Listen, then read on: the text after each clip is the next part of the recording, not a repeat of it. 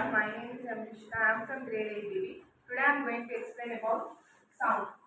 What is sound? Sound is a form of energy which makes us to hear. What is the source of sound?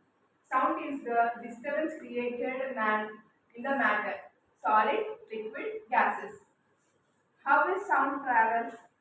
Sound travels in the form of waves. There are two types of waves: longitudinal waves, transverse waves. Longitudinal waves. They are in the form of compression, rarefaction. Transverse wave. They are in the form of crest, trough. Sound instruments. String instruments, wind instruments, percussion instruments. String instruments.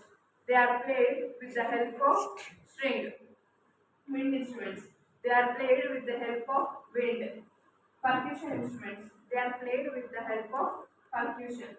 String instruments. Guitar, bass, violin. Wind instruments.